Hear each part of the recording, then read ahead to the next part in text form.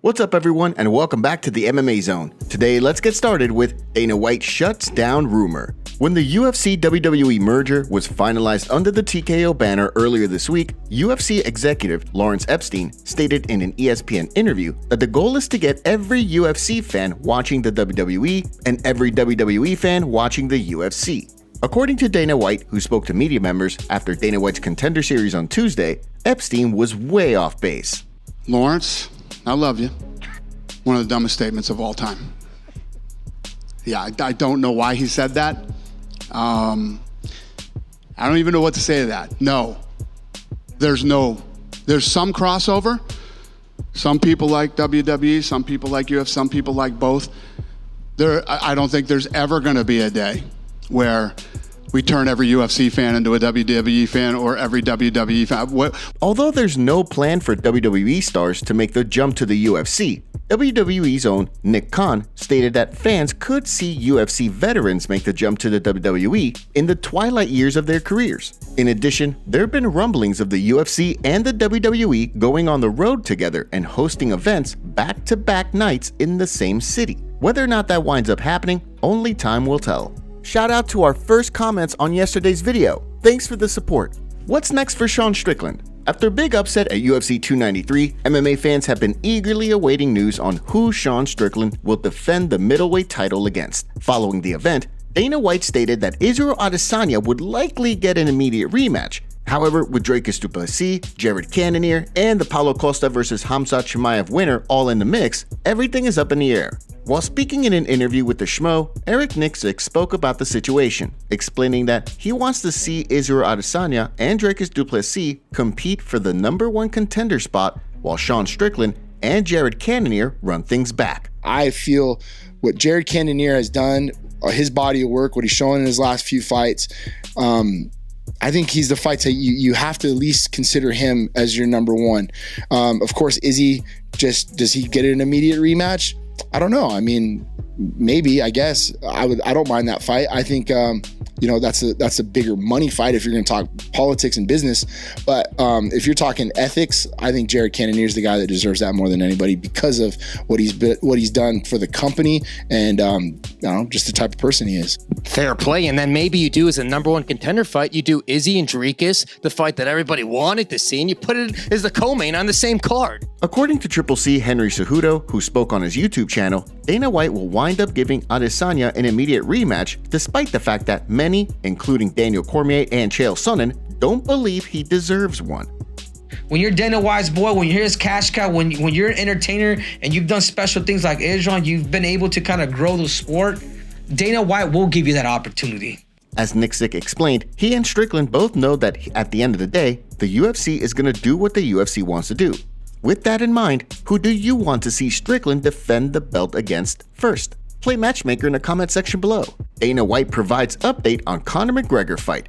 Although the expectation was that the UFC would make an announcement regarding the date for a Conor McGregor and Michael Chandler fight during the recent season of The Ultimate Fighter, that wasn't the case. With the end of the year in sight, there have been no concrete updates regarding McGregor's return. Amid speculation regarding whether McGregor will in fact wind up going through the 6 months of required USADA testing before competing, Dana White spoke to Adam Glynn this week about McGregor's status.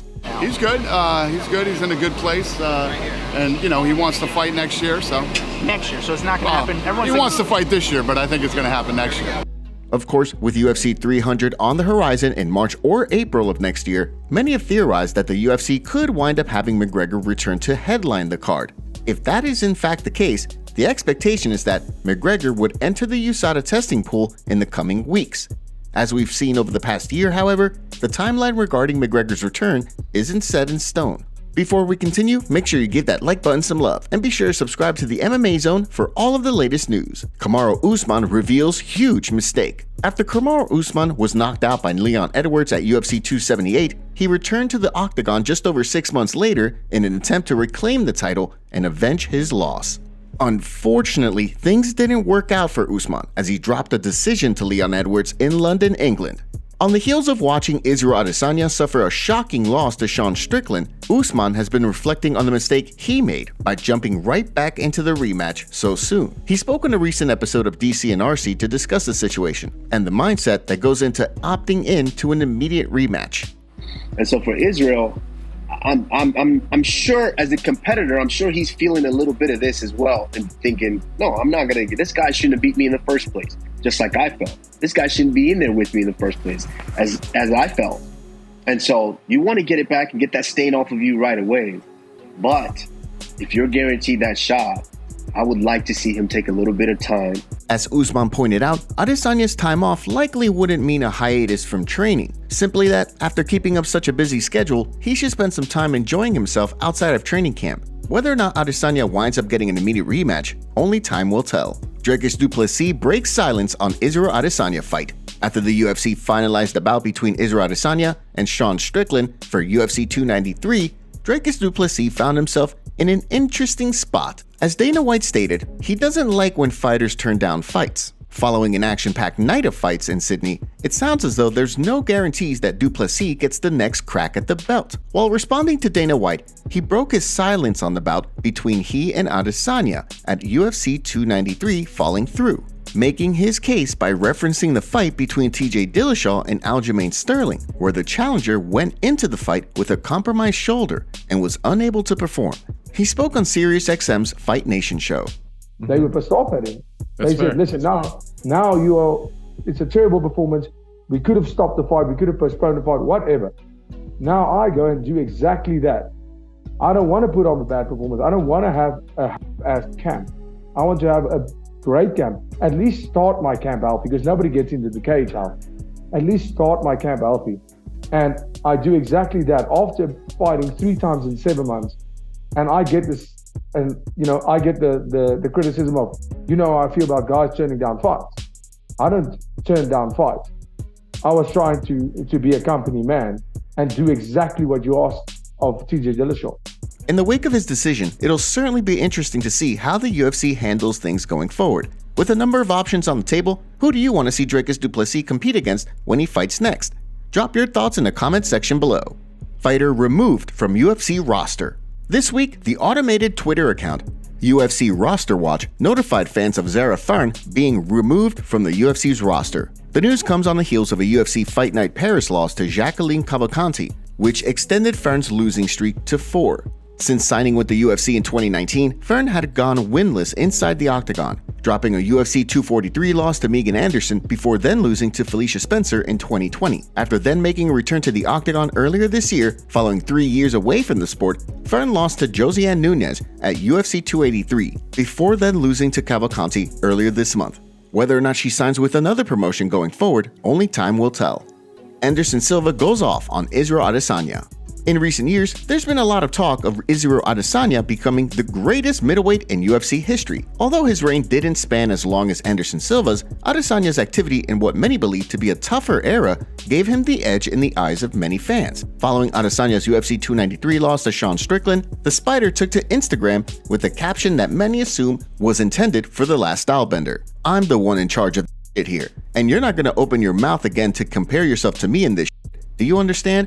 I'm the one in charge of this here." Since then, Silva has deleted the caption, sparking quite a bit of discussion among fans. The caption was a stark contrast from Silva's respectful nature following his UFC 234 loss to Adesanya back in 2019. At the time, the two men kept things respectful, with many viewing the bout as a passing of the torch in the division. Whether or not Israel Adesanya winds up giving his thoughts on the Spider's message, only time will tell. Joe Rogan goes off on Khamzat Chimaev for ruining his career. On a recent podcast, Joe Rogan called out Khamzat for costing the UFC a big payday when he missed weight by 7.5 pounds against Nate Diaz, and caused the UFC to scramble and make new bouts at the last minute. Rogan said, and Khamzat really f***ed up when he didn't make weight against Kevin Holland, against Nate Diaz. Yes. Because if he made weight against Nate Diaz and has a great showing against Nate Diaz, that guy's got the next title shot. Yep. He's a star. He's just got that thing. I think he gets the next title shot at middleweight. Do you think Casa can handle his wrestling?